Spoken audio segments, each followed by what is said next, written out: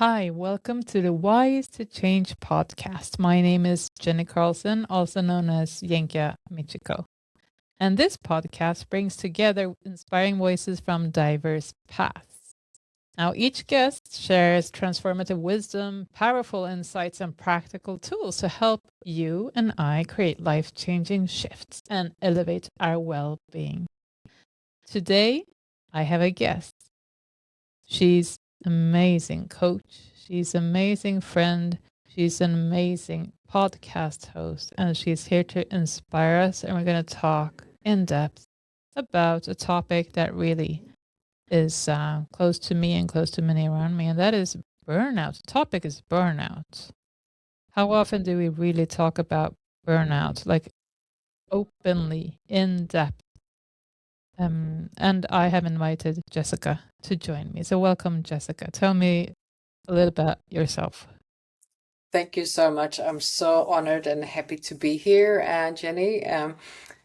So what do you want me to say? Yes, I do have a history of burnout. We'll get to that, but before that, my name is Jessica Schultz, and how do I describe myself? Like you mentioned, I am a coach, but I got a background in human resources or behavioral sciences, really sociology. So I've worked my whole professional life in supporting people in different ways to become the better versions of themselves or become the best leader and in organizations as they can be. And I've come across many people in my professional life that has been sort of very close to hitting that wall, go into burnout, working like in work environment that has not been so healthy. So I've seen it as like from the sidelines, so to say, as in supporting and helping people like not hitting that wall or coming back from a longer like sick leave from stress burnout. But then I've experienced that path myself. So this is a very sort of relevant topic. But yes, I've been working my whole sort of life in really supporting and helping other people. So that's really what drives me. And this is, if I can share my story and bring some of my experiences to your listeners and to the people out there,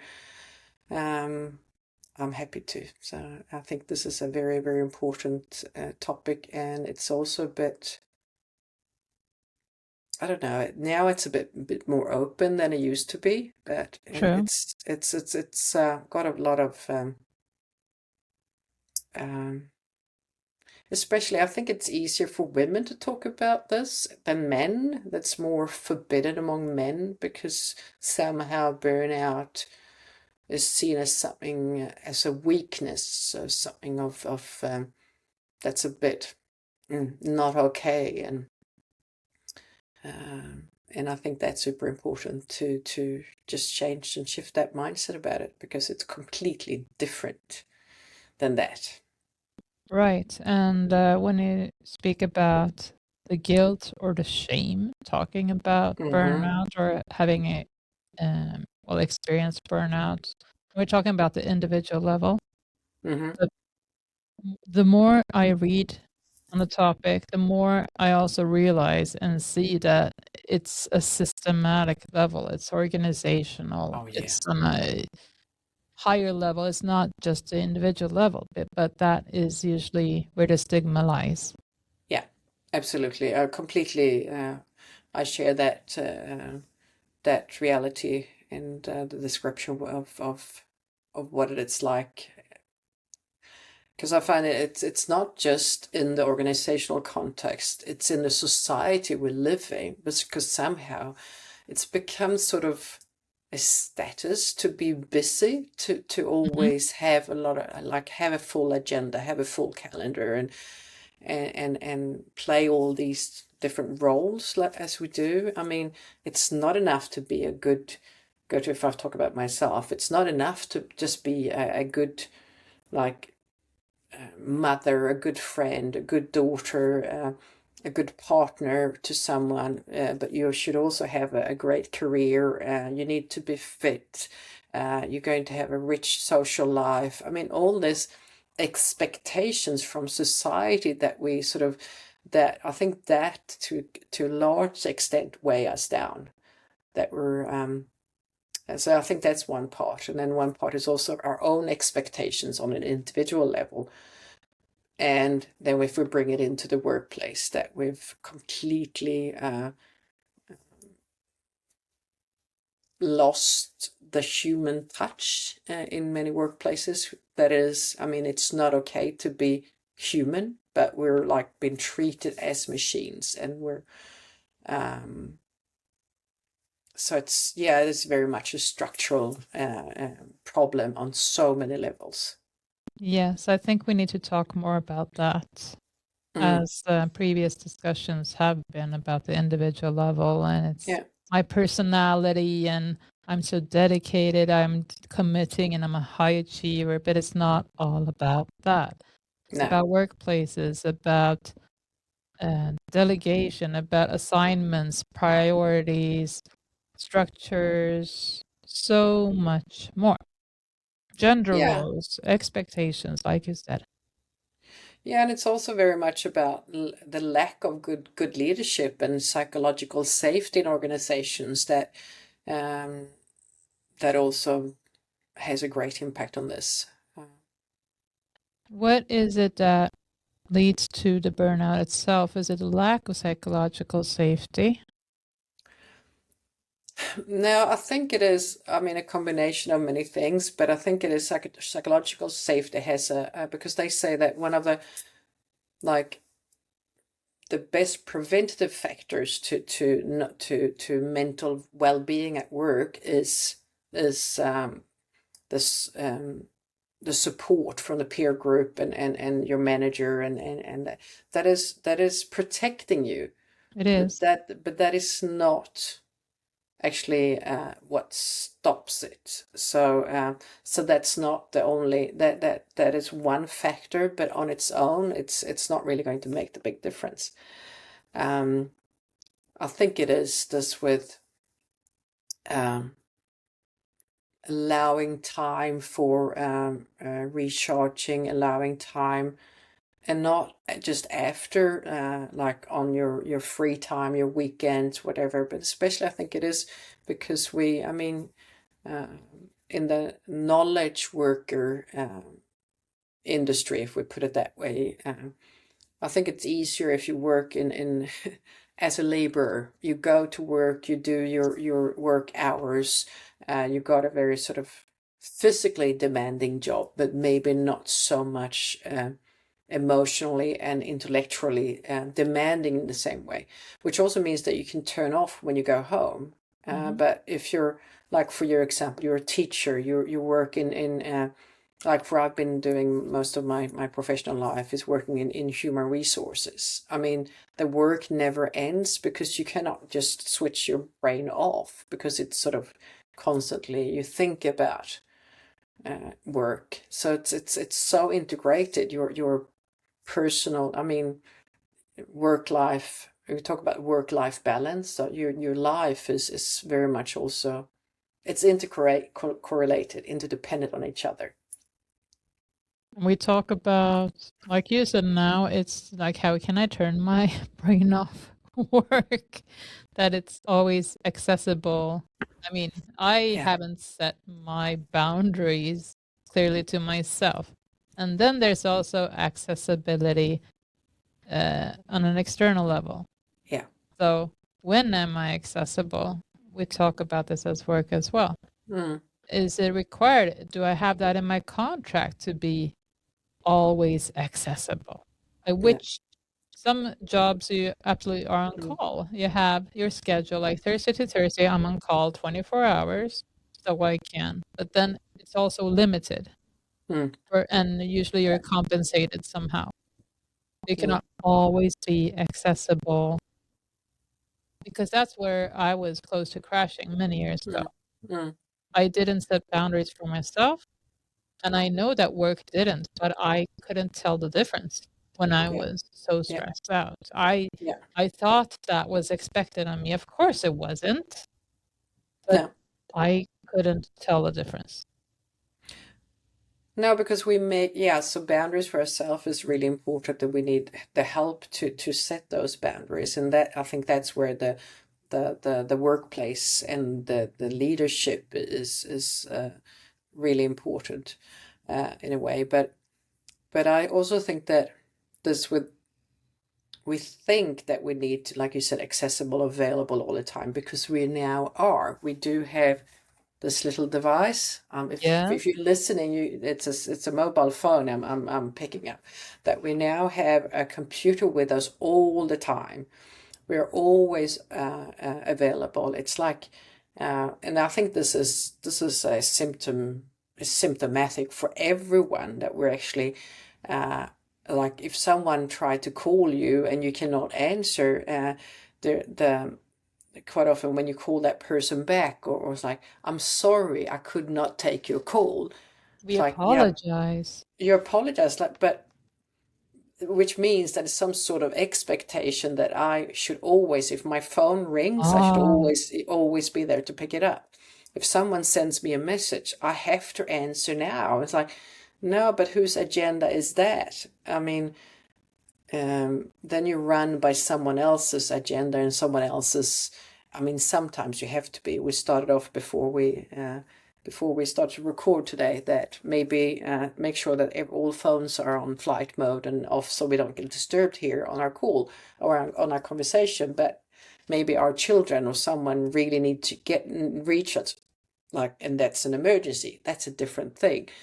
But Yes. quite often we do think that we're so irreplaceable and important, Right.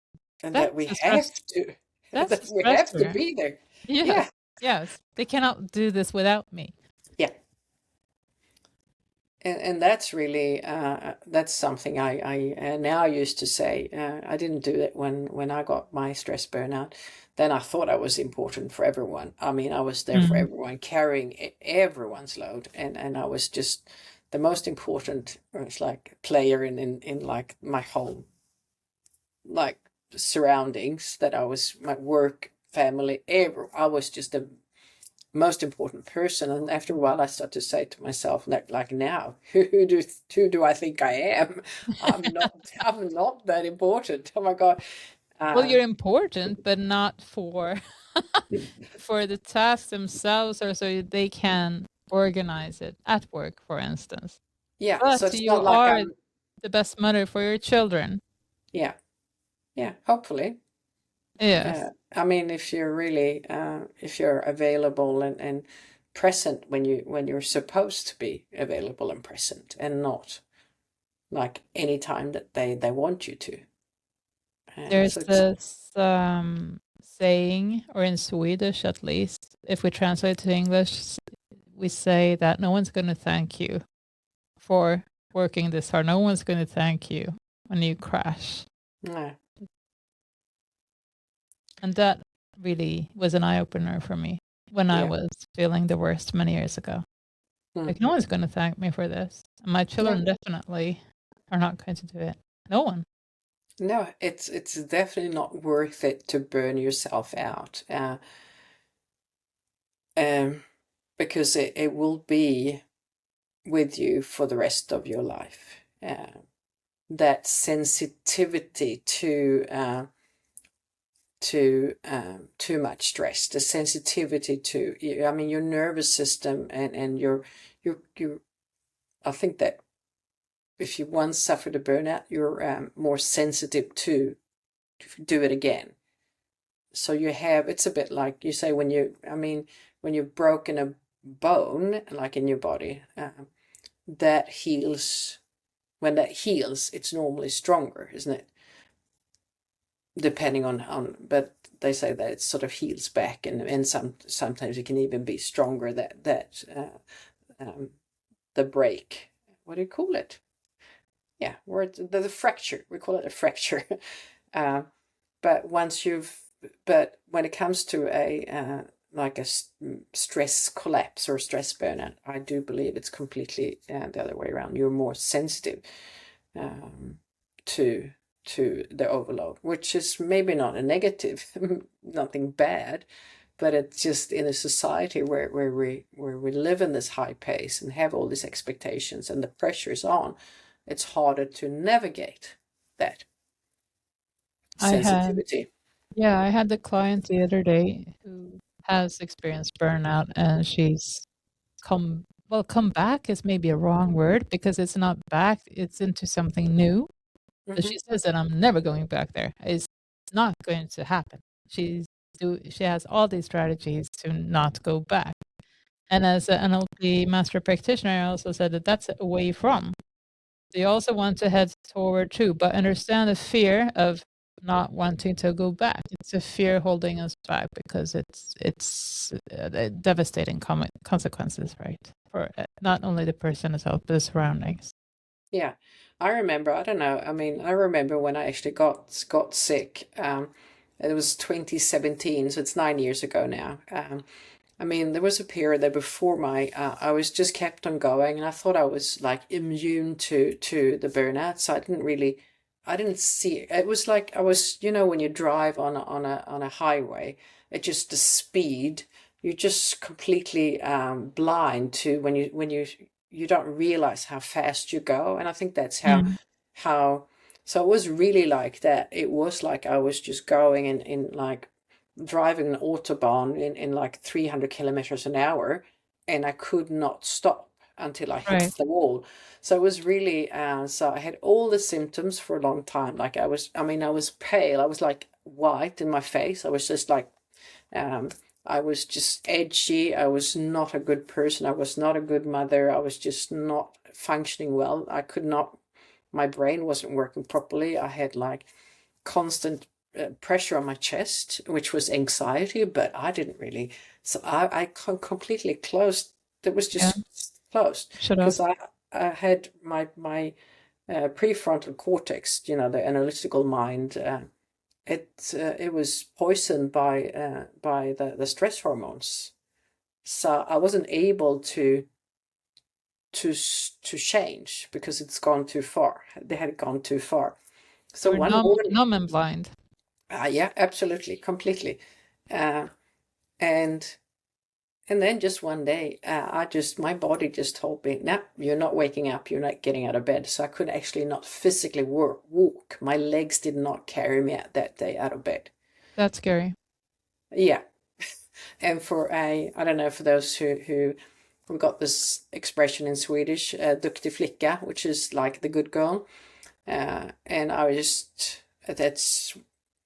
was one of those that always about performing achievement, running Mm. for just being that perfect deliverance and all of that. And then finding myself not be able to actually step out of bed, not be able I couldn't answer if I was hungry. Was I hungry, thirsty? How do Mm. you, like, it was just completely, it was just like starting all over again to try to redefine and find my ways, who I was.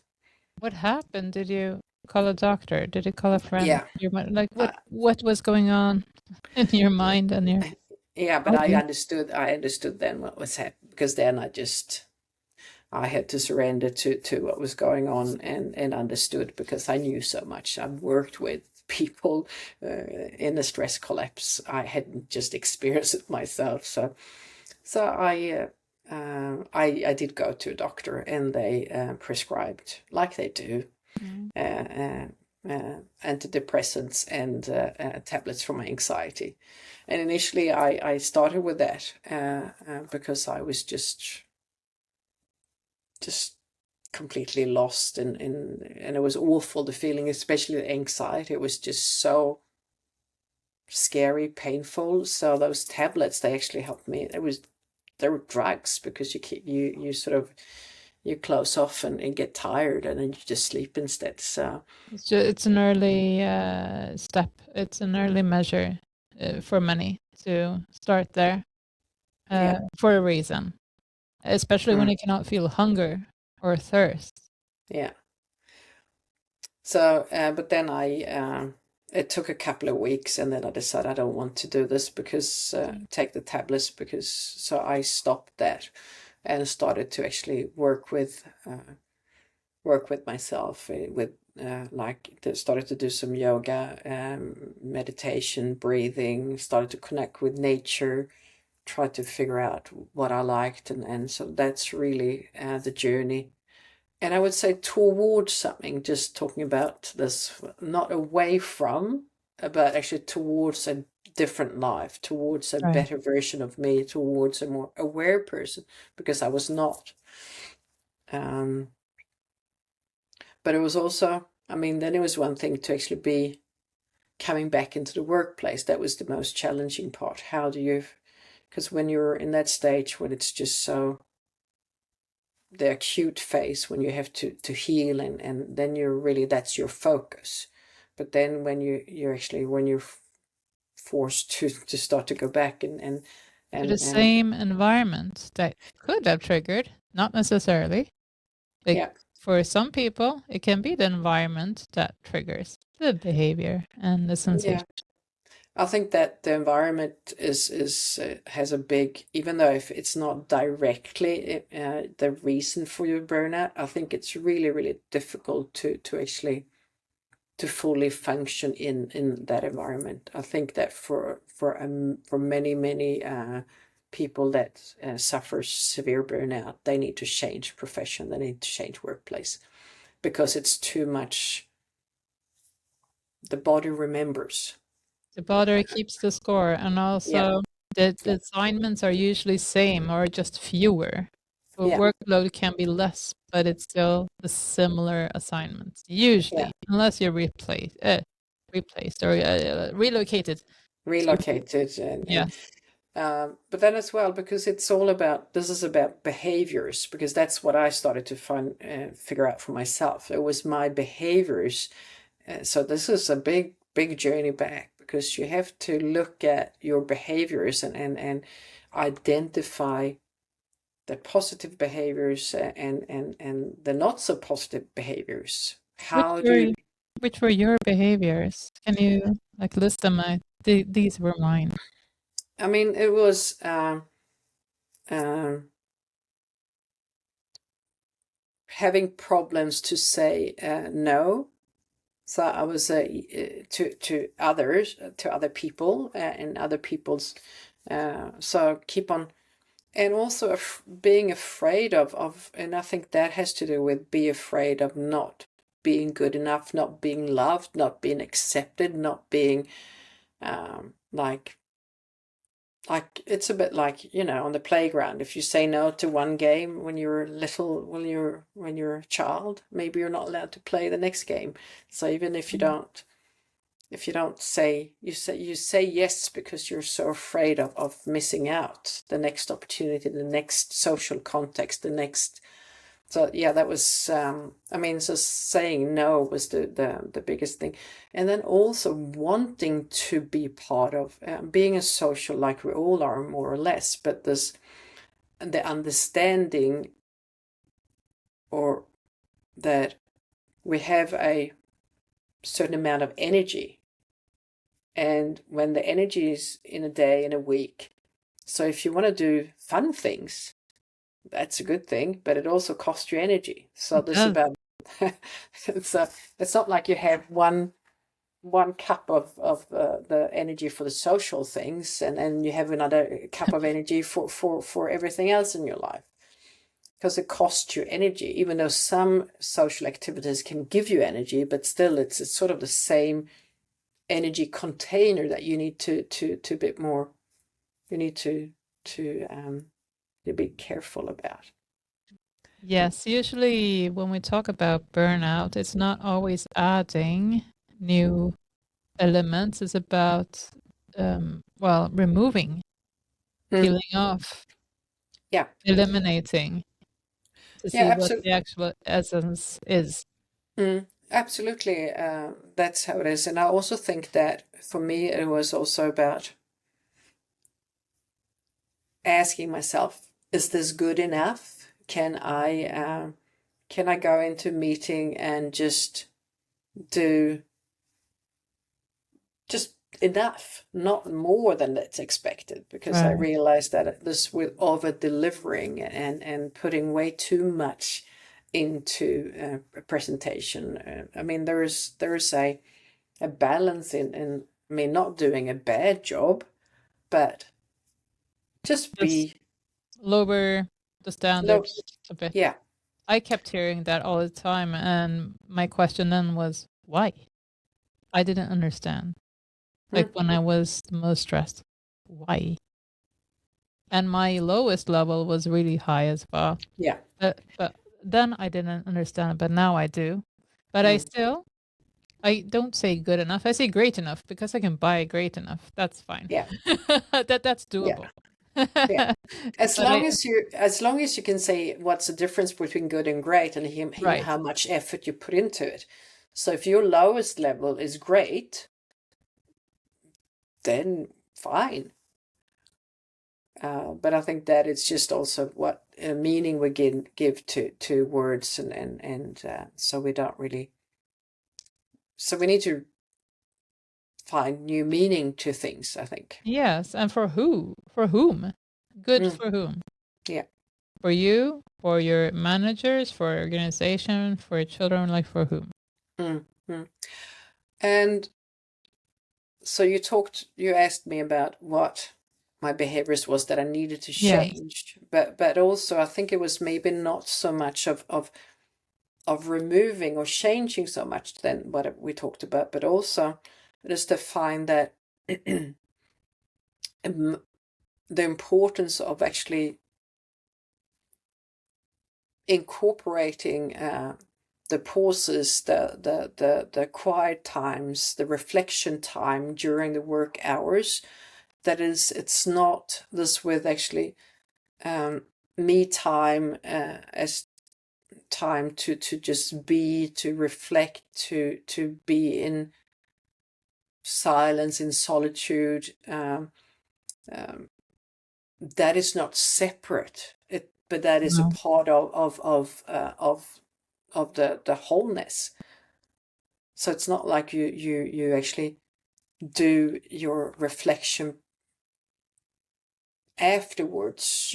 Right, right. But you build this in as a part of like any other like block of time that you have. You got meeting time, you got deep work time, you got teaching time, coaching time, whatever you work with. Yes. But But also in all, resting time.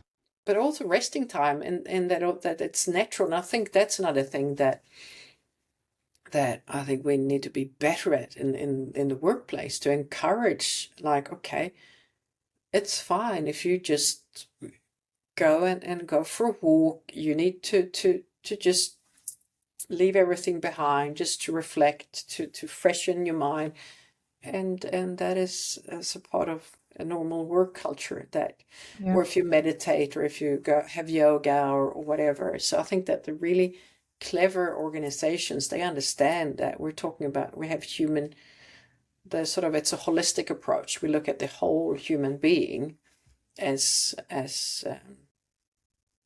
instead of a piece of the, that you're just like a production entity, whatever Right. they call it. So Yeah. these organizations and companies, workplaces, they talk about Yeah. recovery, they talk about micro breaks, they talk about designing environments, priming the environment for activities, Mm. and also being, not only doing and being, Yeah.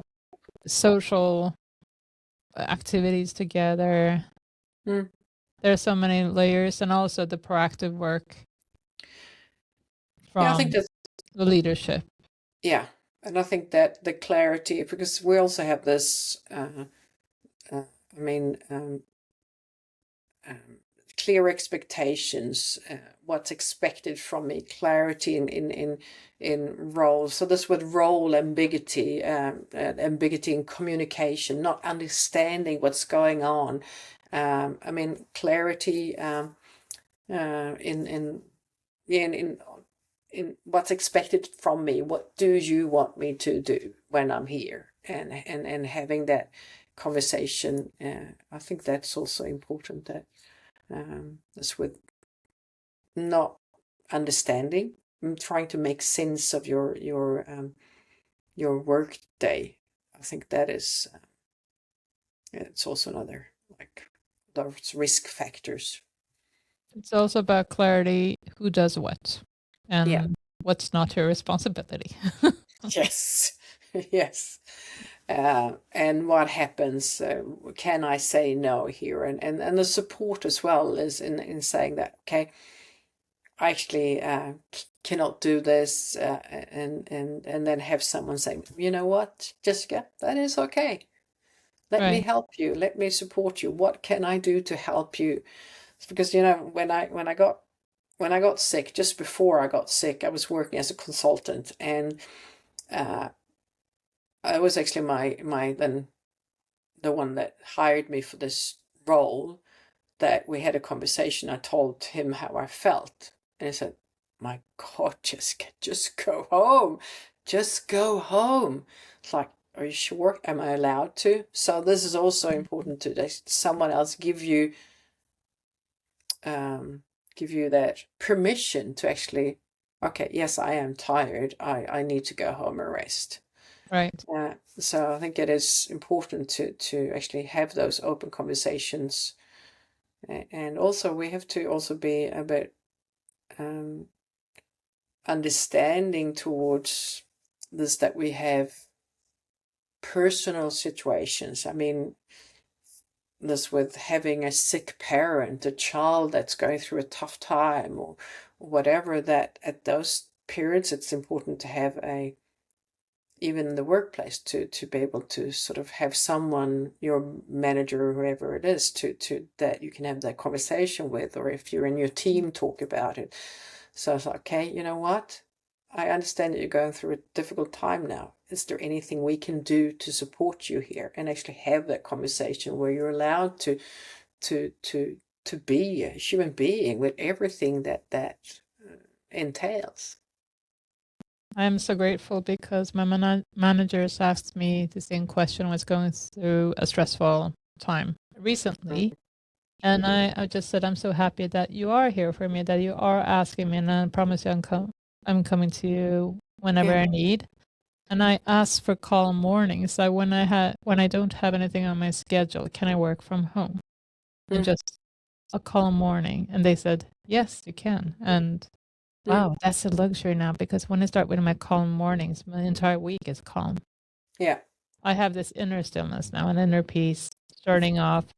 And then Mm, also about me asking myself first, what do I really need now? What yeah. do I need now the most? And I think it's calm mornings actually, or being able to dance at home in the Mm, morning, just mm, sip a cup of coffee in the sofa all by myself, doing whatever you want. If I want to send yeah. emails or Yeah. assess tests or dance, that's fine. But I Yeah. also told my managers, Yeah. how possible is this? But this is so possible. Just write this in your schedule.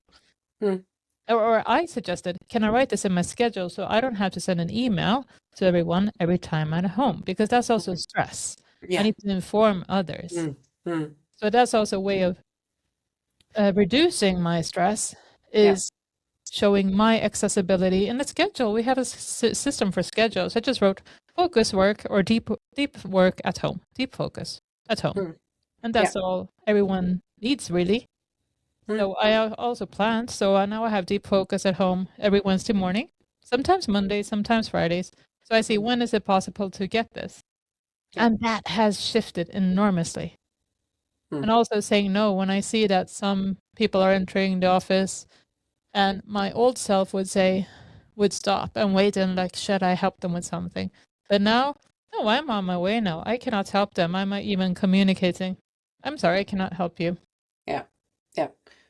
That's amazing, and I love to hear that, because it is. I think it's probably more possible for more people than not to ask for that. I think we just need to understand that we're actually, it's okay to ask for that, and if it's not possible to ask for uh, those little breathers, then maybe you're in the wrong workplace, depending what work you do, of course. But I think this with actually being able to just sort of relieve pressure a bit to actually be in your own space, focus work. And I think that's because that's another thing that um, this would focused work, to actually not to do undisturbed work, to actually be focusing on one task and not be disturbed. Oh yeah. Because we're not really meant to. We cannot multitask. That's just silly, because we can only do one task at a time. If we do more than one, we're doing them parallel, but it's really like we're shifting between. So it's more Yes. like we're working like that. So which means that nothing is going to get really good. You're not going to the outcome is not going to be great, and you're going to be exhausted doing that.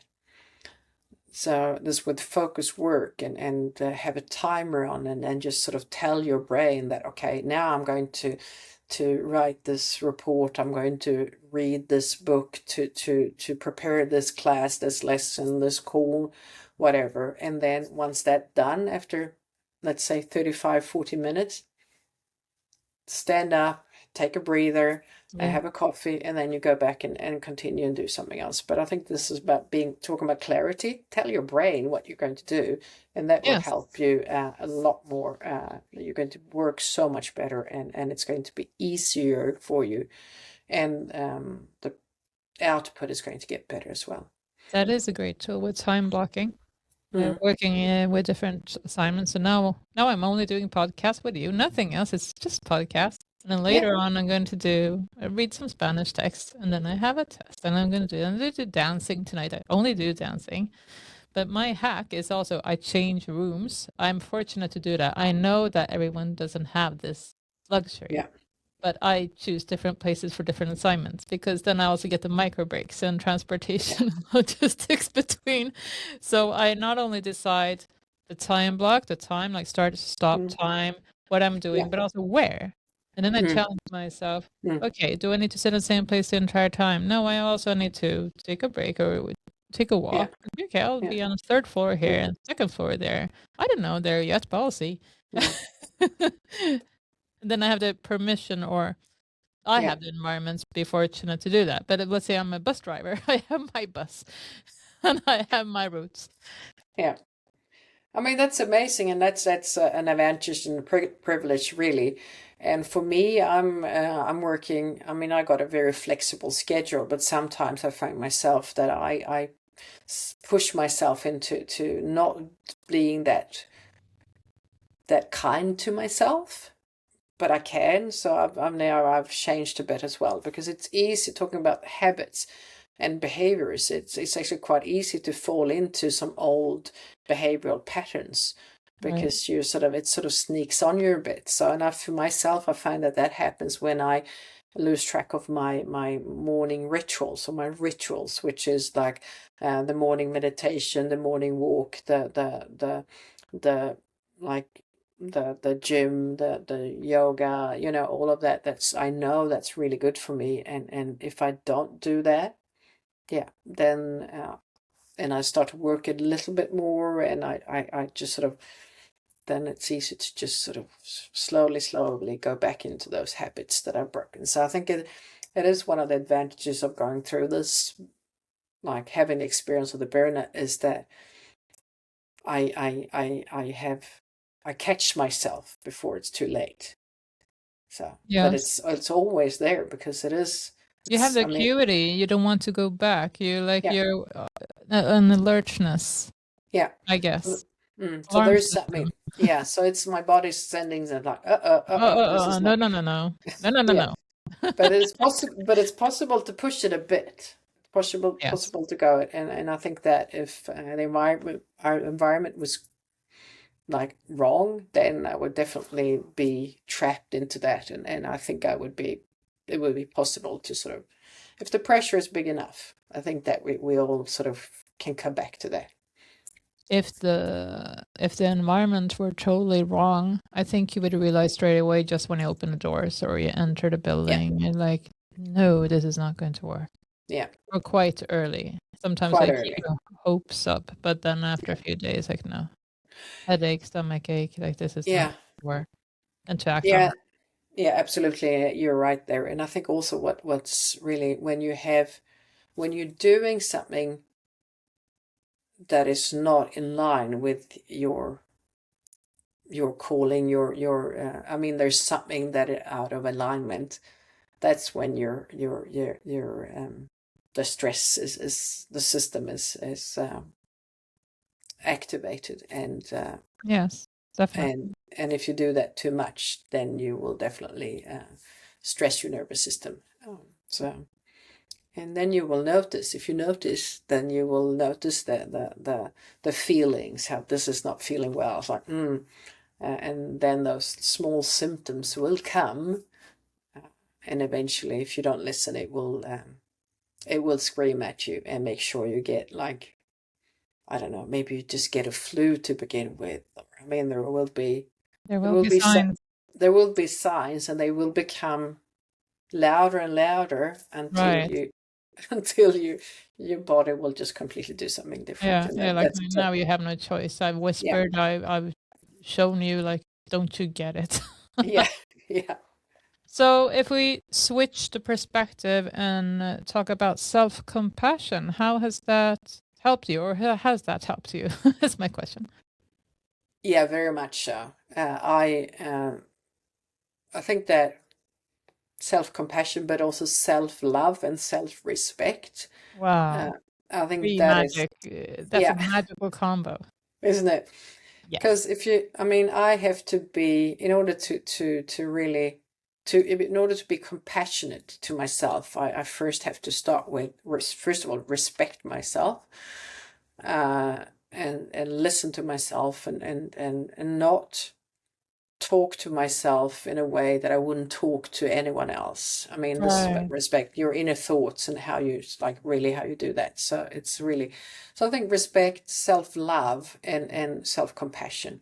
So to be your best friend, to be your cheerleader, to be that one. So if you look at yourself as I don't know, A friend? you're a friend, or a little child, or yourself as a little child. So I Yeah. was just so a bit more, yeah, that is, so yes, absolutely. Self-compassion, self-love, and self-respect. I think those are foundational in this. Yes. Could So that be one of the reasons from the very beginning, the lack thereof? yeah, absolutely. I believe so. Because if you don't think that you're worthy of anything, of the worthy of feeling, I mean, yeah, if you don't feel like you're worthy of the respect, the love, and yeah, then you're really trying to, if you cannot give that to yourself, then you need the external validation for that. Right. And also, I think many are stressed from the very beginning when they have to achieve to be loved, to be validated through achieving, and Yeah, not just being. yeah, and that These was are one of my, patterns. yeah, that's the pattern, of course, because that's what I experienced, and that's why it was so hard when I collapsed, Yeah. because all my identity was in what I was doing, not Right. in the being. And when I could no longer do anything, Who were you? yeah, Who am I? it's like I was nobody. Yeah. That's how far I was like, You weren't even lost. You were nobody. I mean, I was no, that's there's a difference, right? yeah, yeah, I can relate. I understand because I've gone through that too. yeah. And go through that. It's, and I get quite emotional now. It was so painful Yes. to realize that you're not really. I mean, that it's not worth it. You're not really, you're no one here. Yeah. So what's the When whole purpose? Then you lose, like, when you lose that, you're sort of, you then are you're quite lost. lost. Then you're very lost. Yes. And that's one of the important questions I ask also to young clients. I coach teens as well, and many Mm, high achievers actually. And I ask them, who are you? Really? Who are you when you do not achieve now? When you're not doing, you're not yeah, ice skating, you're not cooking, you're not acing your tests, or you're not failing your tests. Like, who are you? What do you like? What do you dislike? I don't know. No, but that's an important question. It is very, very important question. And I think that is really this with finding this with just being and just find that that is just by being, I am good enough, I am worthy, I Yeah. am, I mean, how important that is. But I think that that's, yeah. In my journal, I journal every morning and sometimes in the evening, and I write. Well, it depends. It's different actually from day to day. Sometimes I write, "I am beautiful, I'm worthy," but just usually the most powerful one is "I am." Period. Yeah, I I am. am. Yeah, Yeah, I am. That's really what I that's a need to beautiful, be. that is great. And I think that we have so much power in our own thoughts and our own in what we choose to say to ourselves and do to ourselves, and that we can actually change and shift just by like what you're doing in the journaling, in dancing, and in those mantras that we actually keep on saying to ourselves that we may not or may be aware of, but we can actually. And I like this with fake it till you make it. Yeah, Sometimes you just have to keep on telling yourself it like works. those the words, even though you don't believe them, but eventually you will start to believe them, and you create new pathways in your brain, and that will Yes. be your new normal, that you like you live a different program, you believe a different thing. So it's about changing that mindset and belief. And showing up fully for yourself. I every morning when I go to work, well, those days I work, I have a good morning playlist. Yeah. And I play it and I dance Mm. all the way from my car to Yeah. work. And I dance and I show up fully, just dancing, Yeah. happy, even though but I'm not tired anymore actually. But even though I just, oh, okay, morning. But then Mm. good morning. Oh, awesome morning. I dance to work. Yeah, Great start. that's great. And you could choose to do it differently, right? You can choose not to do that, Sure, I can. but you've figured out that, I mean, it works. It For creates a me, great it works for for you. me. I'm It not saying you should creates, dance and everyone should dance. nah, but it I creates a don't know. good day. It creates a great Yes, day, it does. and I think that is really important. I was just my stepfather. He's now 87, and he's always been this. He's not like the healthiest person. He's never like worked out, but he's worked with his body his whole life and everything. But he's always had this mindset. When you speak to him, it's like, so how are you? Everything is, it's just fantastic. It's amazing. And I think that as long as you have that, it doesn't really matter, because obviously that's not always true, because you wake up and feel like you're tired, and you're really, I mean, everyone has those days. But if you Oh, have yes. your if you go to but I also think it is, so it's important to have that, but at the same time also allow yourself that if you're not feeling well, if you are feel sad, if you feel um like you need something different, that also that you acknowledge that need, and not go dancing and telling yourself that everything is Right. great. You shouldn't lie So to yourself and others, and also not mm, take this on with toxic positivity, because no. that's wrong. I mean, Mm. that's when people like nothing's wrong here. It's burning. The bushes are burning, and I'm just fine. Yeah. But So no. yeah, but it's about being honest and authentic with yourself, but also acknowledge that no, not every day is a great day. And sometimes you may have to just allow yourself to be in that space and acknowledge those feelings. But it's like I normally say to myself and to my clients I work with, it's fine to be sad or upset or about, but as Yes. long as you Yeah. don't move in and live in that emotional state, then you're like, allow yourself to visit, explore, but then move on. What do you need to do to move on? Like, Right. really, how do you get yourself out of that? what do you need to do? What do you need to change? What is it that really is that the reason for your feelings? Because obviously your feelings is a signal for something that They are. you want to look at. There's something that's not being addressed. It's something that needs some attention, that whatever that may be. Yes. And they come and go. Thoughts come and go. States come and go. But first, when they become chronic or they stay, they linger, that's also when they become psychosomatic and the worst part, and eventually leads to burnout if it's not changing. Yeah. So I'm thinking about, I mean, that's with burnout and how you can, I mean, how we can work with this. And I think that if everyone was working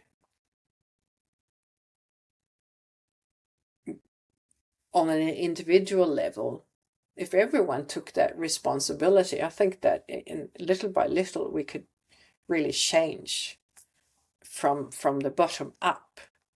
Because if we start to sort of ask more from our managers, our businesses, organizations, then I think that we can actually change it from the other way around, from the bottom up. That's one of the main messages we have today also, is that there are different levels.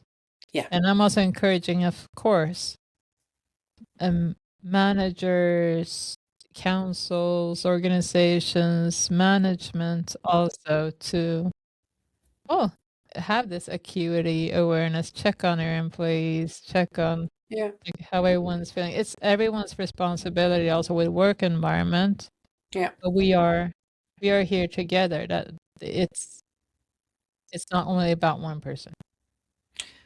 No, absolutely not. And I've had in my previous roles, I've been leading teams and working with and I think that I have been that leader in that, and just allowing the space for that vulnerable, open conversation. But it takes some time to create that in a team. So it requires you as a leader to show the way, to show your own vulnerability, to be the human being in the room, and then you can start to bring that into and create that psychological safety.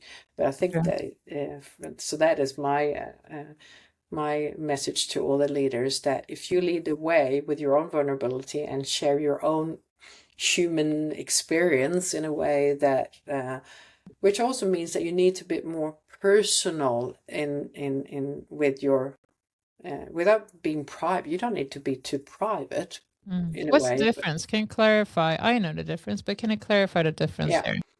I think when you're personal, then you share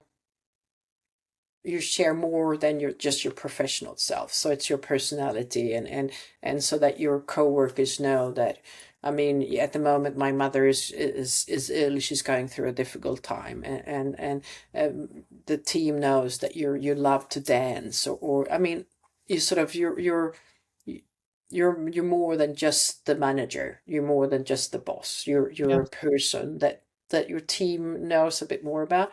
But when you become private, that's when you share that you had amazing sex with your husband over the weekend, or oversharing. Oversharing, where you sort of, then you're like, you have no boundaries. So it's when you become like, you have a conversation with your team as you would with your friends. Right. Because that oversharing and not having the boundaries also lead to conflicts and misunderstandings. And that's a totally different episode. Yeah, that's a totally different episode. So we can talk about and work for 20 years with HR and supporting leaders. I've seen a lot of strange things going on. So yeah, welcome back to we can talk about that. The Wise Change podcast. Yeah. And also, I highly recommend you to listen to Jessica's amazing podcast called Resilient Voices. Yes. And the reason why I created that podcast is really because I think that it's so important to I believe in storytelling and sharing our experiences. I know that you do the same, Jenny, but how we can share our own experiences in order to inspire other people, but also lead the way and show that, okay, if I could go through this difficult time in my life and overcome that, so can you. What is Right. possible for Right. one is possible for all. So It I is. think it is just really, and I think that resilience is an important and interesting topic, because without wisdom, I mean, without experience, you cannot grow resilience. And I think resilience is also the basis for wisdom. Ooh, love that. So, but I was we talked about this with, I mean, there are different tools and what you can do and everything. So I think we talked a lot about that. But I actually wrote an article on Substack. Just I know that you read it, Jenny. Maybe you could share that, because I can. in the notes, because that is really, it gives you some like different frameworks and some how you can apply that in your life, about how you can work with your priorities, time boxing, time for yourself. So very much what we talked about. So Different it's more steps. different steps in a way. So it's not but that may be something that someone could be interested in. And Definitely. hmm. So I'm linking to that in the description. And when the Yeah. listeners want to contact you, where are they going to find you? Or how? I mean, I'm on like all the social platforms. So I'm on Instagram. I'm on. You can reach out on LinkedIn. Or on then my Substack. I think those are. I do have a website, but that needs some work, so I will leave that. But so I would love to connect and maybe there's someone that listening to this that wants to share a resilient story. So maybe we can just. I do have. So I will share that part of my website actually in the where they can sign up and apply for to be a guest on the podcast. You do And that. the podcast as well is found on all the platforms. So it's Resilient Voices, Yes. and and it's all like all stories from life and leadership, and so it's very sort of, it's different stories. Very beautiful podcast. And I was also honored to be a guest on your Yes. podcast. It was a lovely experience. Yeah, it was a beautiful conversation. Yeah. It indeed was. Mm. Thank you, Jessica, for joining me and having this conversation. We needed to have this conversation. Someone maybe needed to listen to it as well. Thank you. Yeah, So I think it. Yeah, I think you're right. I think that we have more than one person that needs to listen to this about burnout and how important it is, and that it happens, that it is very common, unfortunately, but there are mm, ways to avoid it and to live a life that is more sustainable, because I think that's really what we want to do. we're not alone. We're here for each other, and don't be afraid to seek help, seek Yeah, guidance, to reach out. yeah. Do that. So absolutely. So that's there are many platforms for that, and forums, and maybe a podcast can be a way of just knowing that you're not alone, and that it is possible to nothing lasts forever, even though in the moment it may feel like it. Yes, this too shall pass. Mm. Thank you So it for is. listening. Thank you for being a guest on my podcast, Jessica. And Thank you for having me. thank you, and take care, all of you. Bye. Bye.